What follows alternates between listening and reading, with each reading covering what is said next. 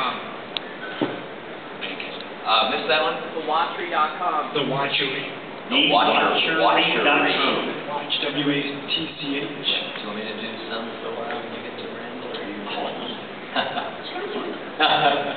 It's kind of dangerous, especially when you're typing in the live URL. Watchery.com. All right. Wow. A lot of information. Are we on the right one? Watchery.com?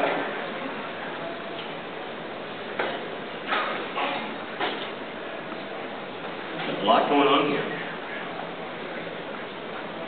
Yeah, probably the most unusual thing is the notion of this slider for the brands and slider for the watch style. I mean, you guys are doing a lot of very innovative ways, guided navigation by the shape of the case, a little dashboard here for, price range, 4,000 is about right for me.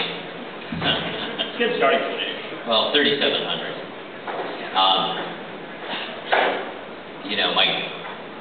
My gut impression is that anybody who comes to this site is going to be experiencing these kinds of navigation for pretty much the first time because you're relatively innovative here. So it is a question of how well do you pull it off? And my gut impression is that you're doing it pretty well. There's a ton of information, and yet you're doing some good stuff with hierarchy of tabs, men, women, both.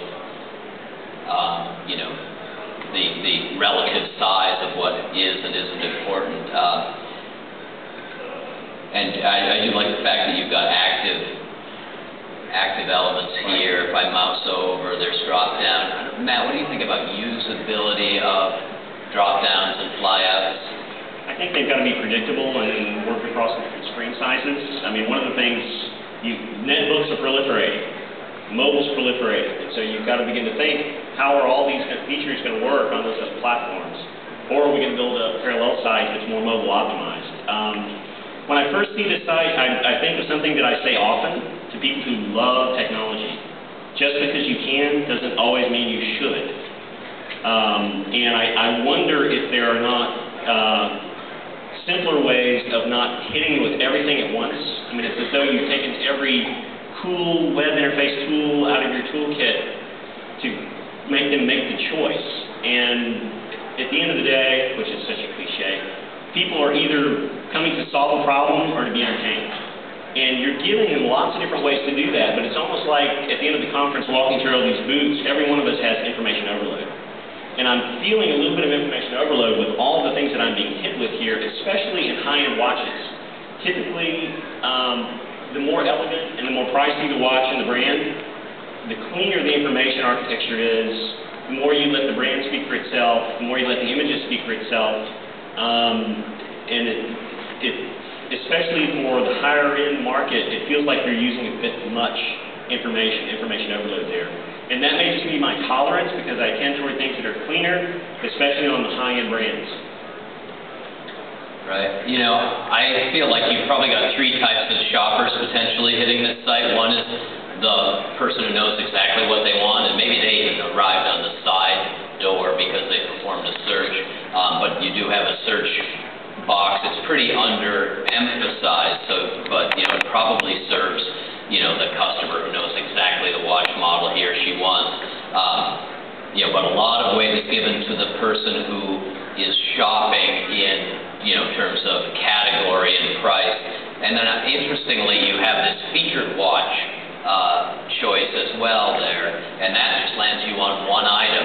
And I think, in my experience as a shopper and as a merchant, is that we also really respect and want to be guided by merchants whose brands and whose merchandising we respect. And so if the Watchery.com has a reputation among its audience, if you say it's the best or the featured or the best deal, or if people are responsive to your clearance, you're pushing them to what you want or think they will want. And existing on the site, but I'd be interested in looking at analytics a bit and say, wow, you know, do our searchers buy more watches, or do our people who use our guided nav, or do people, you know, does the featured watch blow it all out of the water? Because maybe people want more guidance and they want to be told, not asked. Well, and even given a clear path to be guided, you know, to have a stepwise process to be able to do that. I mean, your analytics, we're a little bit irresponsible shooting from the hip without looking at analytics. But you could look at where are people bouncing out, where are you losing engagement, where are you hitting them with too much information, and begin to tweak those areas, of course, as a priority. You know, if anybody buys more than one watch, I bet that these shopping tools of yours could make an addict out of them. But if, you know, you tend to sell only one watch per customer and most of your people are new, you're probably setting a pretty high bar for them to understand these different shopping tools. Like to add cart to call out.